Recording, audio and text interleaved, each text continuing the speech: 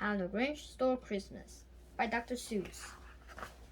Every Who down in Whoville liked Christmas a lot, but the Grinch, who lived just north of Whoville, did not.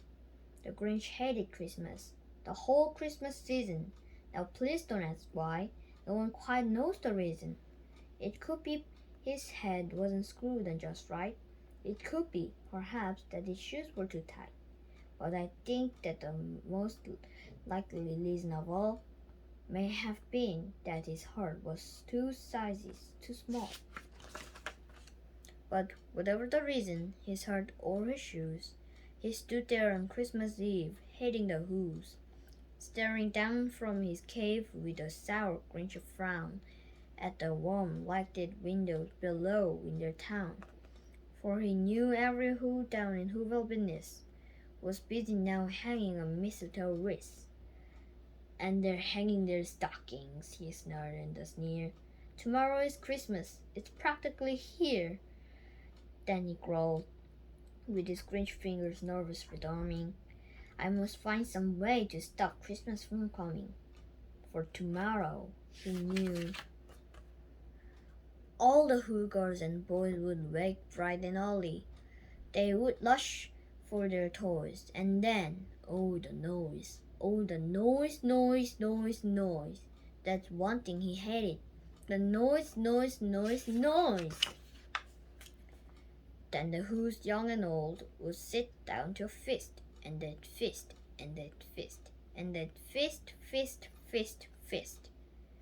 They would feast on Who pudding, and their Who roast beast, which was something the Grinch couldn't stand in the least.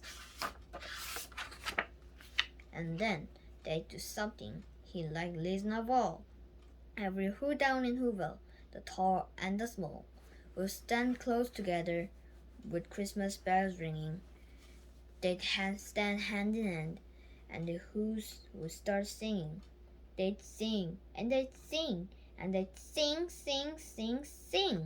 And the more the Grinch thought of this whole Christmas thing, the more the Grinch thought, I must stop this whole thing. Why, for 53 years I put up with it now. I must stop this Christmas from coming. But how? Then he got an idea, an awful idea. The Grinch got a wonderful awful idea. I know just what to do, the Grinch laughed in his throat. And he made a quick Santa Claus hat and a coat. And he chuckled and clucked. What a great Grinch trick!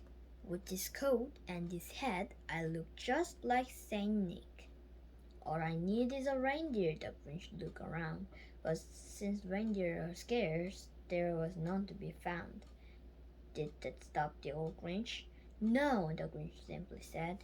If I can't find a reindeer, I'll make one instead. So he called this his dog Max. Then he took some red thread and he tied a big horn on the top of his head. Then he loaded some bags and some old empty sacks on a ramshackle sleigh, and he hitched up old Max. Then the Grinch said, Gear up! And the sleigh started down toward the homes where the Who's lay a snooze in the town. All their windows were dark. Quiet snow filled the air. All the Who's were dreaming sweet dreams without care. And he came to the first little house on the square. This is stop number 1, the old Grinch hissed. And he climbed to the roof, empty bags in his fist. Then he slid down to the chimney a little tight pinch. But the Santa could do it, then so could the Grinch. He got stuck only once, for a moment or two. Then he stuck his head out of the fireplace flue, where the little Who stockings are hanging low. These stockings, he grinned, all the first things go. Then he slithered and slunk, with a smile most unpleasant, around the whole room, and he took every present, popguns and bicycles, roller skates, drums, chocolate bolts, tricycles, popcorn, and plums, and he stuffed them in bags. And the Grinch very nimbly stuffed all the bags one by one off the chimney. That is slung to the icebox. He took the roast whose fist. He took the hoop pudding. He took the roast beast. He cleaned out that icebox as quick as a flash. Why, that Grinch even took their last can of who hash. Then he stuffed all the food up the chimney with glee. And now, gleaned the Grinch, I will stuff up the tree. And the Grinch grabbed the tree and he started to shove when he heard a small sound like the coo of a dove. He turned around fast and he saw a small who, little Cindy Lou who was not more than 2. The Grinch had been caught by this tiny who daughter who had got out of bed for a cup of cold water. She stared at the Grinch and said, "Santa Claus, why? Why are you taking our Christmas tree? Why?"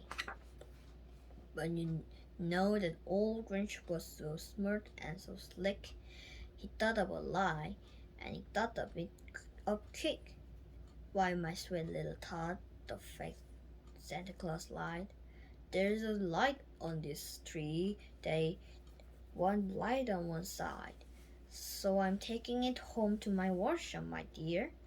I'll fix it up there. Then I'll bring it back here." And his whip fooled the child. Then he patted her head, and he got her a drink, and he sent her to bed. And when Cindy Lou Who went to the bed with her cup, he went to the chimney and stuffed the tree up. Then the last thing he took was the log for the fire. Then he went up the chimney himself, the old liar. On their walls he left nothing but hooks and some wire, and the one speck of food that he left in the house was a crumb that was even too small for a mouse. Then he did the same thing to the other houses, leaving crumbs much too small for the other mouses. It was 1:15. All the who's still abed, all the who's still snooze, when he packed it up his sled, packed it up with the presents, the ribbons, the wrappings, the tracks, and the tinsel, the trimmings, the trappings. 3,000 feet up of the 7-mile carpet, he loaded with his load to the tip-top to dump it. Pooh-pooh to the who's, he was grinchiously humming.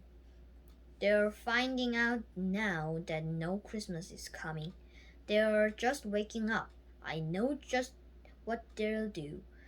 Their mouths will hang open a minute or two. Then the who's down in Whoville will all cry, "Boo-hoo!" "That's a noise," screamed the Grinch, "that I simply must hear." So he paused, and the Grinch put his hand to his ear, and he did hear a sound whizzing over the snow. It started in low, then it steadied to grow. But the sound wasn't sad. Why, this sound sounded merry. It couldn't be so, but it was merry, very. It stared down at Whoville. The Grinch popped his eyes. Then he shook. What he saw was a shocking surprise. Every who down in Whoville, the tall and the small, was singing without any present at all. He hadn't stopped Christmas from coming. It came, somehow or other, it came just the same. And the Grinch, with his Grinch feet ice cold in the snow, stood puzzling and puzzling. How could it be so? It came without ribbons. It came without tags. It came with packages, boxes, or bags. And he puzzled 3 hours till his puzzler was sore. Then the Grinch thought of something he hadn't before. Maybe Christmas, he thought, doesn't come from a store. Maybe Christmas, perhaps, means a little bit more. And what happened then? Well, and who will they say? That the Grinch's small heart grew 3 sizes that day, and the minute his heart didn't feel quite so tight, he whistled with his load through the bright morning light. And he brought back the toys and the food for the feast, and he himself, the Grinch, carved the lost beast. Thank you for watching.